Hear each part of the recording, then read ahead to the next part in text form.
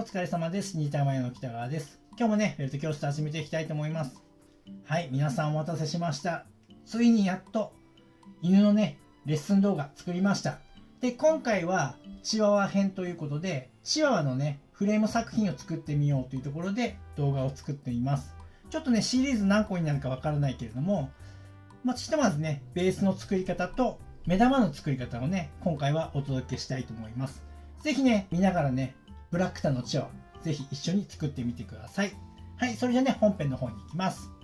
はい、それではね、チワワのね、レッスン動画始まります。まずはね、ベースを作っていきます。で、ベースはね、何を作るかというと、まずこの2つの図のような形を作っていきます。猫の時と一緒ですね、基本的には。で、まずはね、丸の直径だいたい4センチくらい。で、高さ 1.5 センチ。で、もう一つ、砂糖の切り餅みたいなやつね。前回猫の時はね、真四角だったんだけど、今回はね、下の首の部分に当たる部分はね、こういう風になだらかにね、最初からこういう形にしてしまおうという風にやっていきます。はい、それじゃあね、実際に作っていきます。はい、それではね、実際の作業に入っていくんだけれども、ちょっとね、作業のね、動画を回すスピードを 2.5 倍速にします。本当はね、間延びするんで、もうちょっとね、早めてたんだけど、以前の動画とかもね。するとね、どうしてもこの、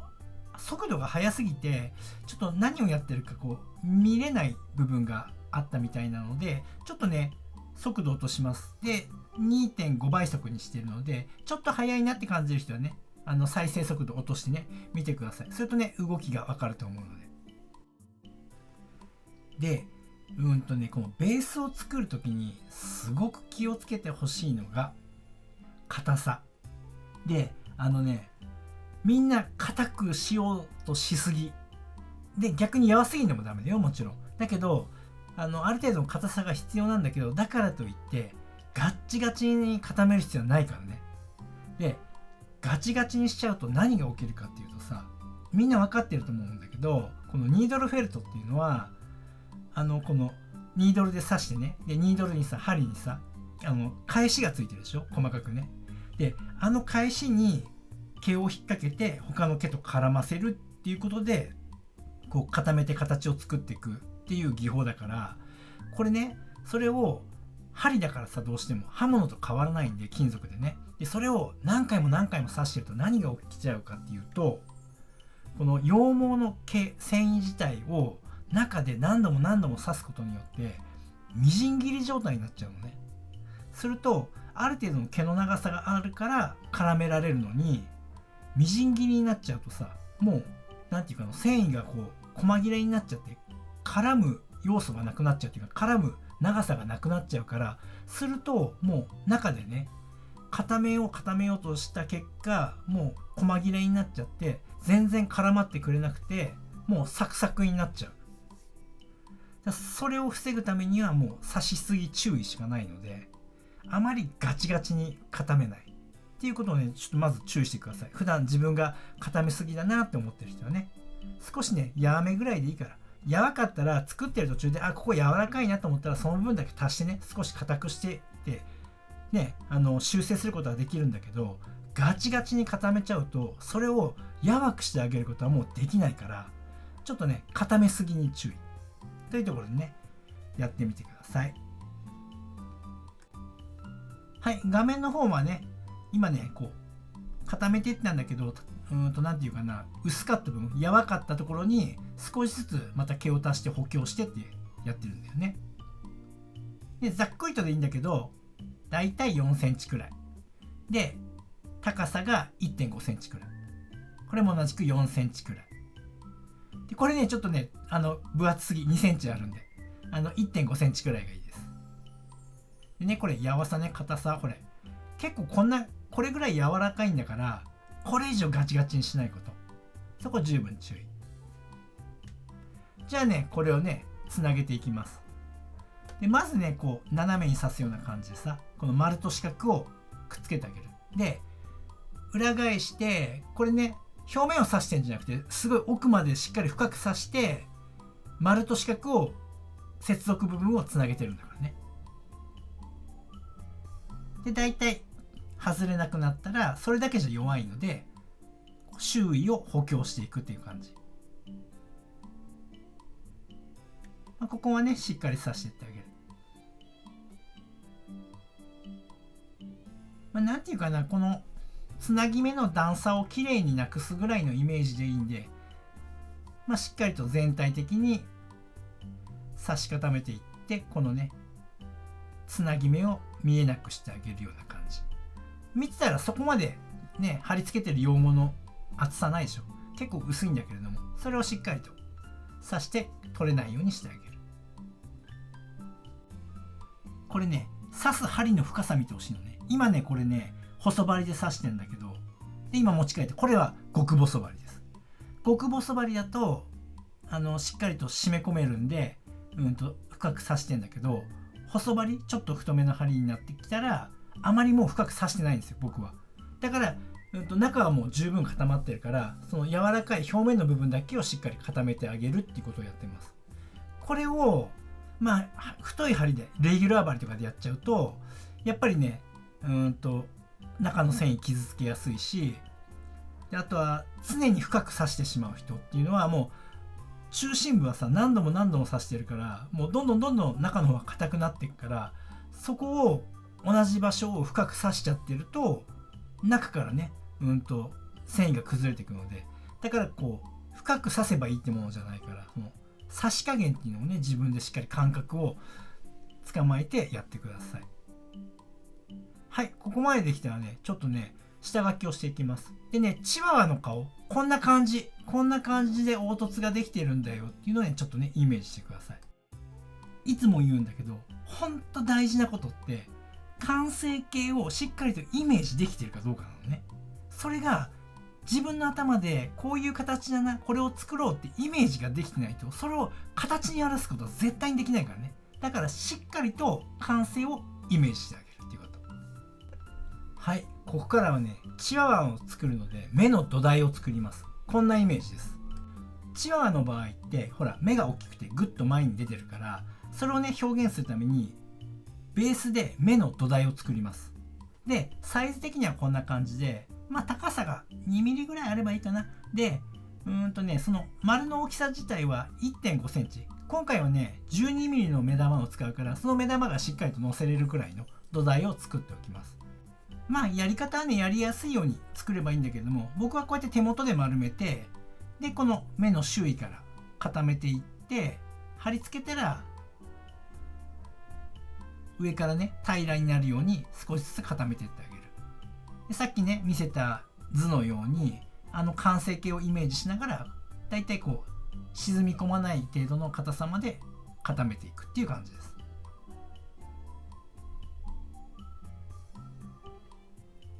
ここねしっかりと面になる部分はしっかり平らにしてあげる。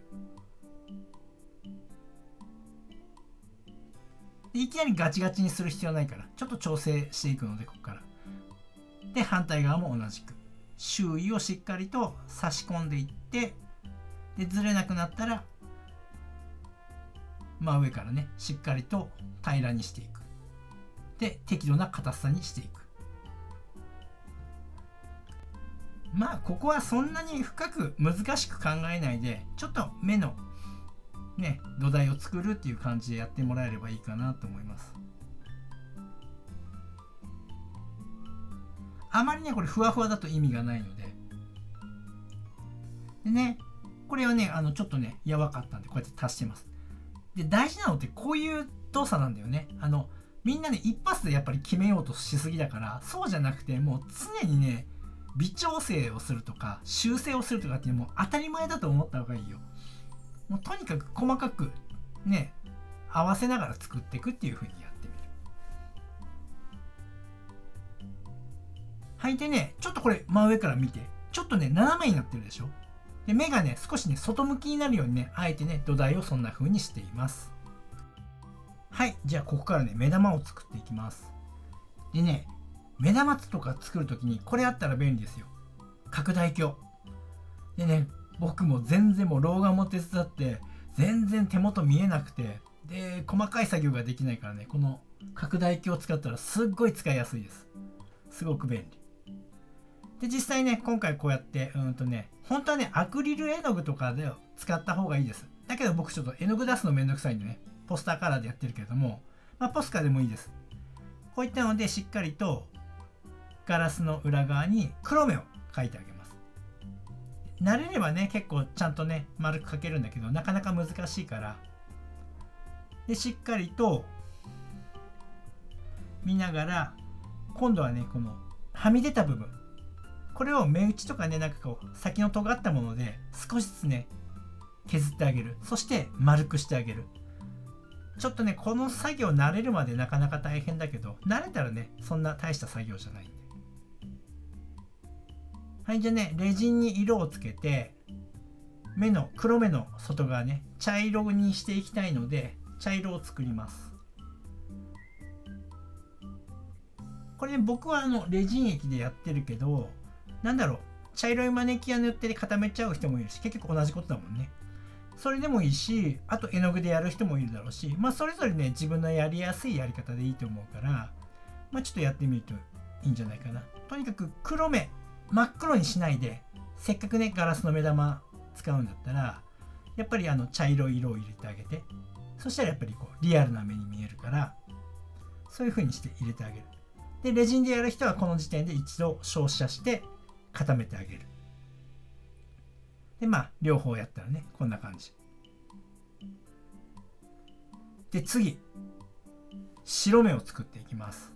チワワほら外向きになったりしてくると白目が結構見えるでしょ。でそれを表現したいので樹脂粘土を使ってやります。これもねいろんなやり方があるんだけど、今回はねちょっと樹脂粘土でやります。少量の樹脂粘土って、僕はねアクリル絵の具で白混ぜて粘土自体にね色をつけます。色つけなかったらね透明になっちゃうんで、半透明もね逆にリアルでいいんだけども、少しやっぱり白い色を入れた方がいいです。粘土に色がついたらね半分こにして、でねガラスの底につけて形を整えていく。あまりねここの白目の高さいらないから、これも2ミリぐらいあればいいんじゃないかなと。あまりこれを高くしすぎちゃうと、もうそもそも目の土台もいらなくなるし、なのでそこは作り方なんだけど、だいたい白目は2ミリぐらいの高さにしておくといいんじゃないかな。で気をつけてほしいのが、このガラスと目玉の接続部分、そこがきれいに、整えてあげないと波打っちゃうので、はい、こんな感じになります。でこれまだつけないこと、粘土がしっかりと完全にカチカチに固まるまで待ってあげてください。でそれでカチカチになったら、多分ねガラスと白目カパって外れる状態なので、そこをしっかりとボンドで接続してあげる。この間ね、これはもう固まった状態です。でボンドもつけた状態で、ここから僕は上からねさらにねレジンでねコーティングしてあげます。でなぜかっていうと、粘土とねそのガラスの目玉のところに溝ができているので、それを埋めてこうなだらかに見えるように表面を全てコーティングします。ここはねあまり難しく考えることなく、まんべんなく綺麗にねレジンを表面に全部塗ったくってあげて、そしてだいたいよかったら固めてあげるっていう感じです。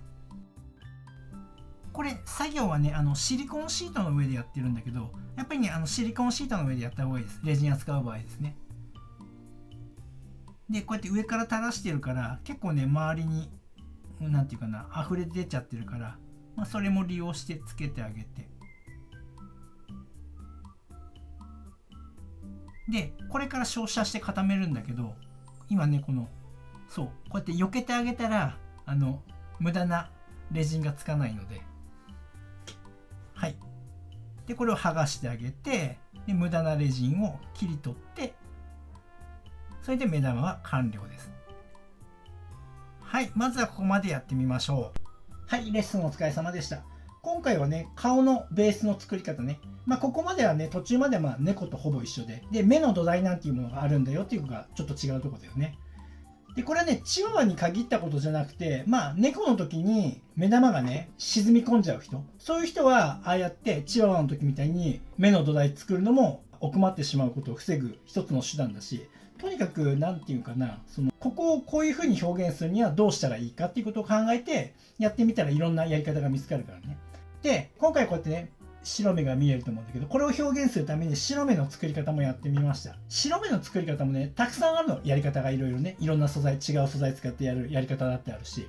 白目作ったことない人は一応ね、樹脂粘土使ってね、やってみるのもいいんじゃないかなって思います。はい、そんなとこです。じゃあ次回もね、またね、レッスン2で今度いよいよね、